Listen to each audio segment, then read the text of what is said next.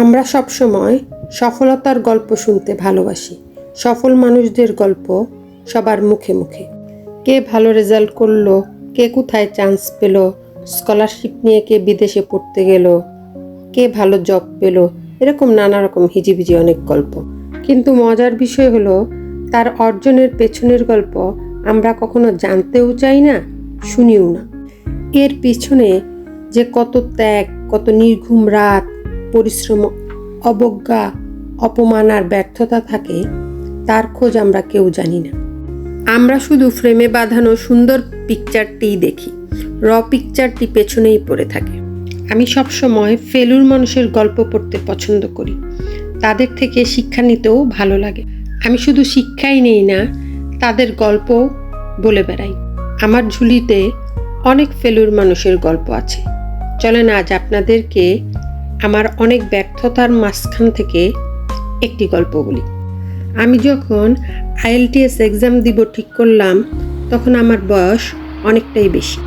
বাসার সবাই একটু বিরক্ত, এ বয়সে এসবের দরকার কি, ভালো জব করে এখন বিদেশ যেতে হবে কেন? একটা বিষয় খেয়াল করেছেন কিনা জানি না, কোনো পজিটিভ বা নেগেটিভ বিষয় বারবার শুনলে তা এক সময় মাথায় গেঁথে যায়। আমিও মাঝে মাঝে থেমে যাই, মনে হয় কথা তো ঠিক, কি দরকার, ভালোই তো আছি। এভাবে কিছুদিন থেমে থাকি, কিন্তু আমার মাথায় যে পোকা ঘুরছে তা কিছুদিন পর পরই জেগে ওঠে। এর আরও পর পড়া শুরু করলাম। পড়তে বসে তো দেখলাম এ যেন বিশাল দরিয়া, এতদিনের স্টাডি গ্যাপ সব মাথার উপর দিয়ে যায়। তবুও চালিয়ে গেলাম, পড়ার সুযোগই হতো না। রান্না, বাচ্চা সব দেখে পড়া খুব কঠিন ছিল। যেহেতু সরকারি জব করতাম, অফিসে কিছুটা সময় পেতাম, কিন্তু সেখানেও শান্তি নেই। শুরু হলো কলিগদের ব্যঙ্গ বিদ্রুপ। আমি কিছুই বলতাম না, চুপ করে শুনতাম আর আল্লাহকে ডাকতাম। সপ্তাহে 5 দিন জব করতাম, আর 2 দিন সেই ভোরে মক টেস্ট দিতে যেতাম। রেজাল্ট ভালো আসতো না, খুবই হতাশ হতাম। বাসার কাউকে কিছুই বলতাম না। এরপর একদিন এক আপু বলল, আপু এভাবে হবে না, 10-15 দিন নিজেকে সব রকমের কাজ হতে একেবারে দূরে রাখুন। সম্ভব হলে মা বা কোনো আত্মীয়কে বাসায় নিয়ে আসুন হেল্প করার জন্য।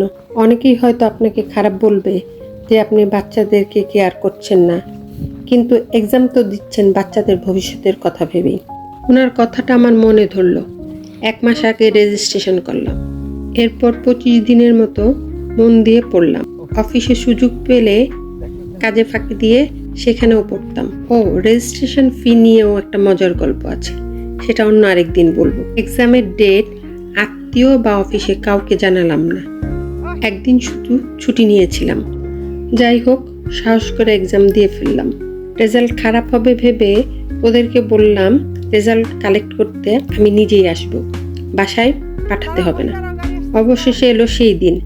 একা একা রেজাল্ট নিতে ধানমন্ডির আইডিতে গেলাম। রিকশায় বসে খামটা খুলে আমি খুশিতে আত্মহারা হলাম। আহামরি রেজাল্ট না, তবে আমার জন্য যথেষ্ট।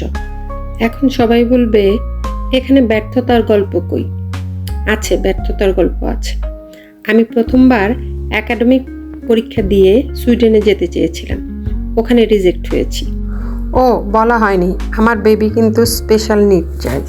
একটা স্পেশাল বেবি নিয়ে তারপর সংসার, বাচ্চা এবং জব সামলিয়ে এক্সাম দেওয়া কতটা কঠিন তা হয়তো আন্দাজ করতে পারছেন। এখন সবাই আমার ইমিগ্রেন্ট হিসেবে কানাডা আসার গল্প মানে আমার সাফল্যটা শুনতে চায়, কিন্তু এর পিছনে কত ত্যাগ, কষ্ট, পরিশ্রম, অপমান আছে তা আমি আর আমার আল্লাহই জানে। কিছু অর্জন করতে হলে দৃঢ় হতে হয়, কষ্ট করার সাহস থাকতে হয়।